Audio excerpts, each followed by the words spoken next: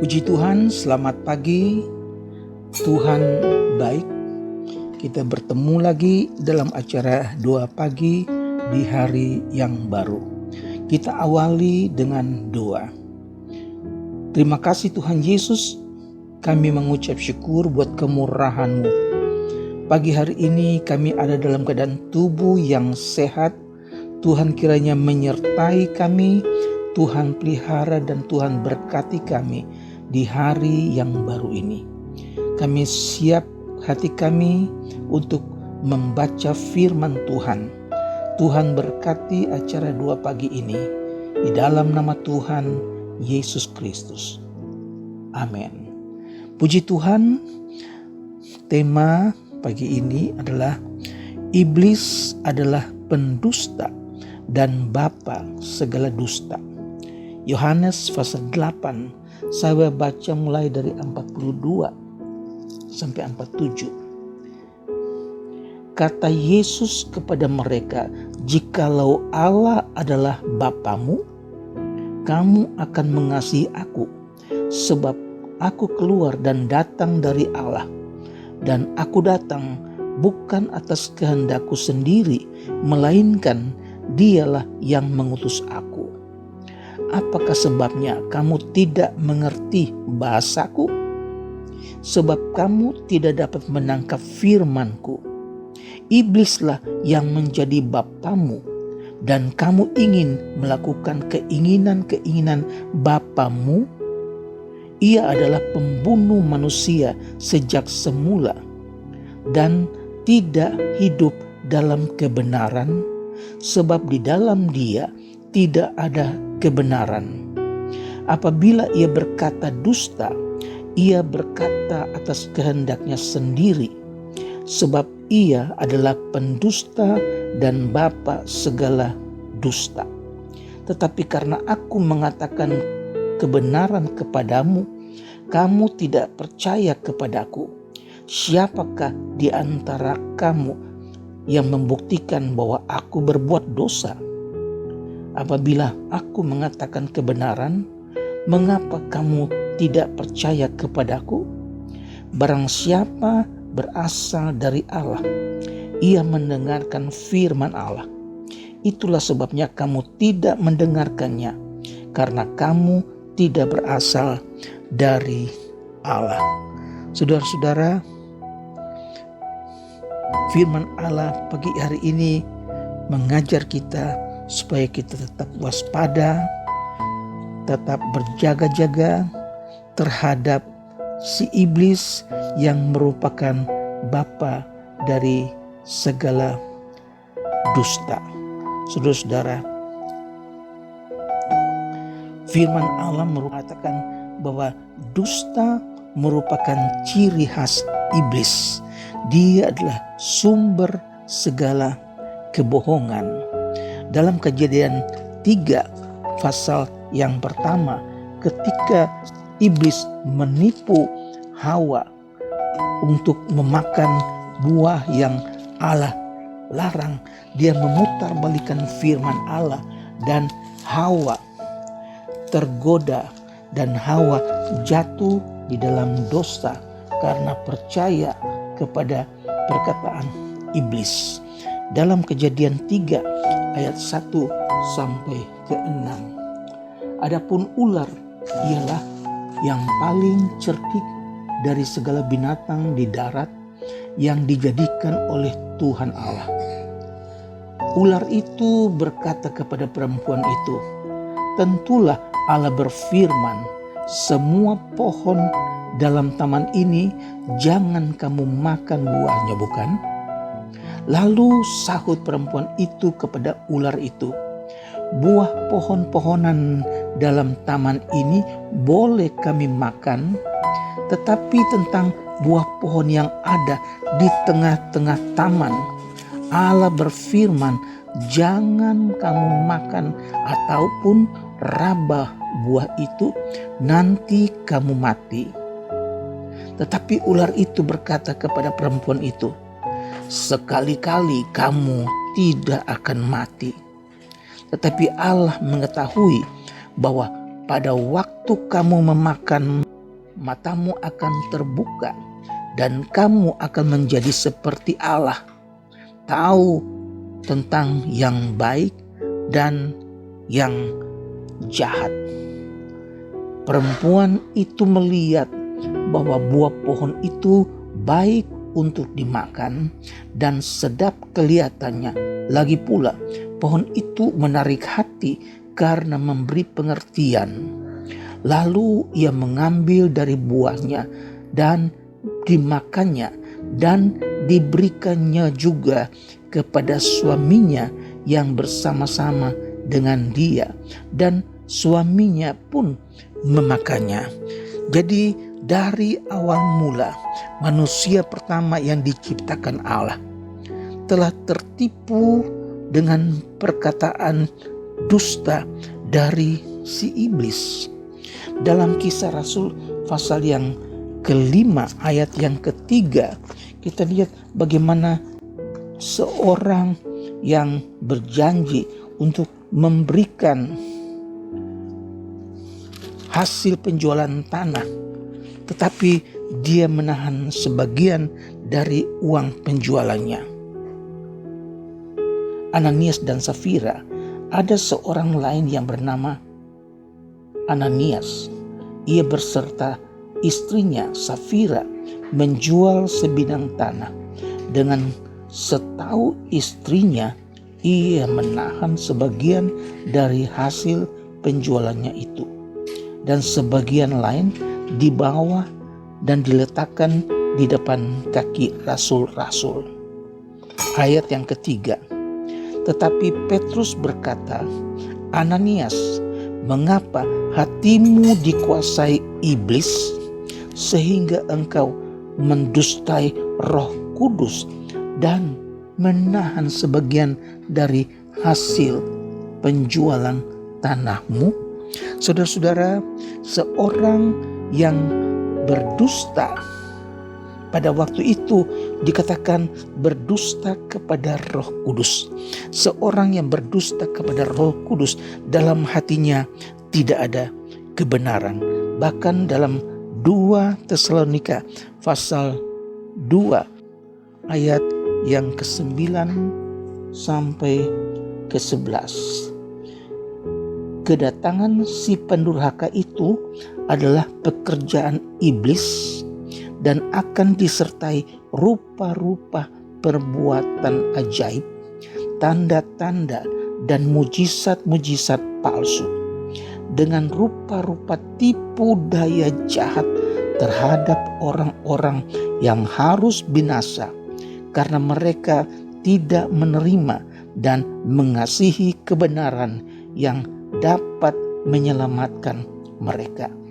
Dan itulah sebabnya Allah mendatangkan kesesatan atas mereka yang menyebabkan mereka percaya akan dusta.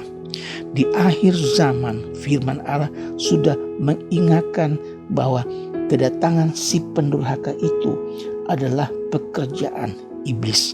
Dan iblis sampai sekarang giat bekerja untuk menyesatkan banyak orang-orang percaya. Kita ulangi dalam Yohanes pasal 8 ayat 44.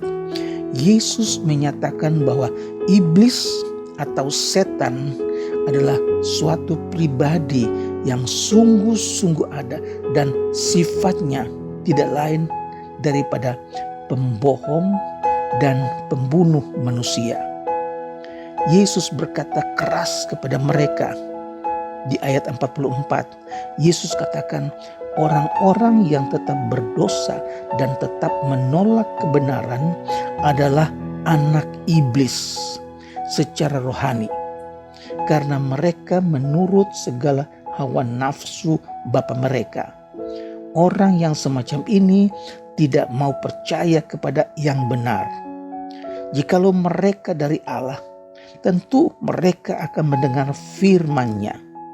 Semakin banyak Yesus memberi penjelasan tentang kebenaran itu, semakin meluap kemarahan mereka. Mereka berkata kepadanya, engkau orang Samaria dan kerasukan setan. Mereka tidak dapat mengucapkan kata-kata lain yang lebih keji daripada itu. Dengan hati lembut, Yesus menjawab, "Aku tidak kerasukan setan, tetapi aku menghormati Bapakku." Yesus kemudian berkata, "Sesungguhnya barang siapa menuruti firman-Ku, ia tidak akan mengalami maut sampai selama-lamanya." 8 ayat 51. Yang Yesus maksudkan adalah rohnya tidak akan nampak maut, tetapi hidup selama-lamanya. Mereka tidak dapat mengerti perkataan Yesus karena Yesus mengatakan hal-hal yang rohani, bukan hal-hal yang jasmani.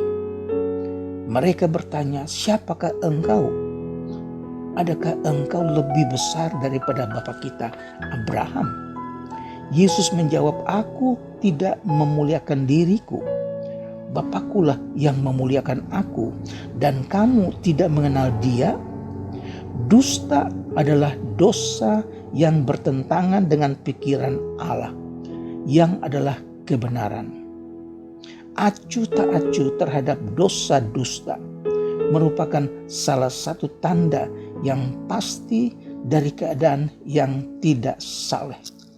Satu petunjuk bahwa seseorang belum dilahirkan oleh Roh Kudus, tetapi berada di bawah pengaruh iblis selaku bapa rohaninya. Puji Tuhan, firman yang singkat pagi hari ini kita belajar supaya jangan sampai kita dipedayai oleh si pendusta, si pembohong, yaitu iblis. Satu tanda yang Yesus katakan bahwa mereka belum dilahirkan oleh Roh Kudus, tetapi berada di bawah pengaruh iblis selaku bapa rohani kita. Puji Tuhan, saudara-saudara, kita adalah anak-anak Allah.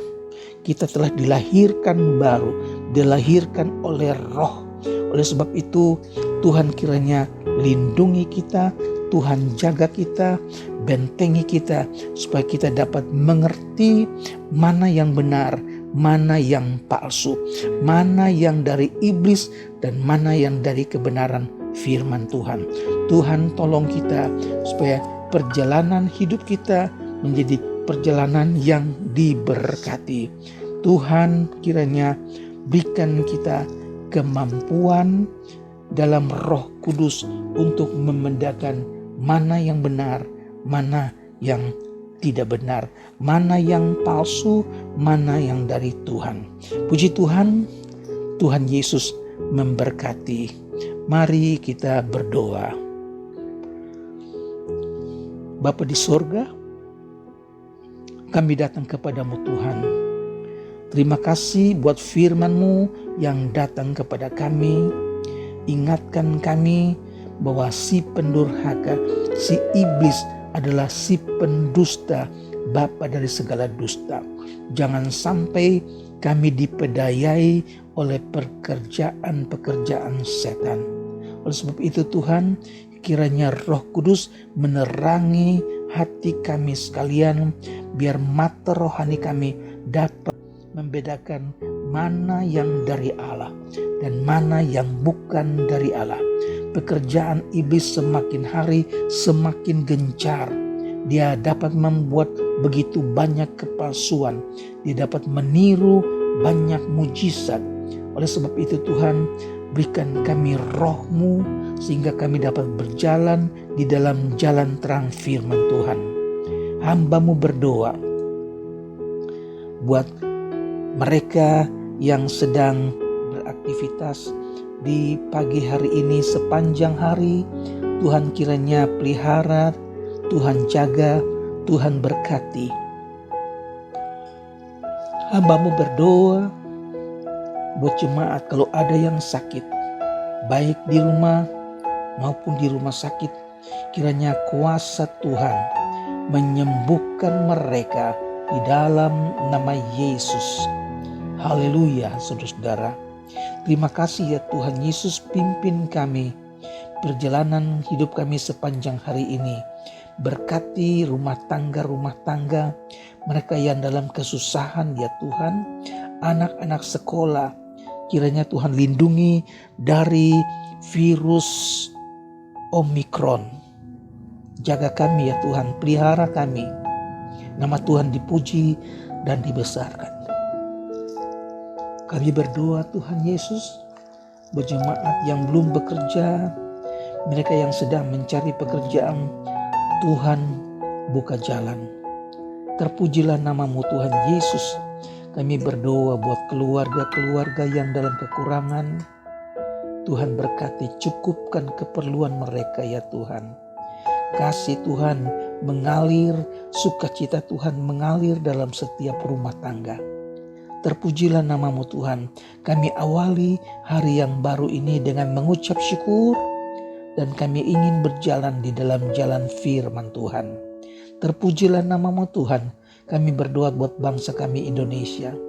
Tuhan berkati kami, bangsa ini, presiden, wakil presiden, dan seluruh pemerintahan dari pusat sampai daerah. Berkati bangsa kami Indonesia. Di dalam nama Tuhan Yesus Kristus kami berdoa. Haleluya. Amin. Puji Tuhan, selamat pagi, selamat beraktivitas. Amin.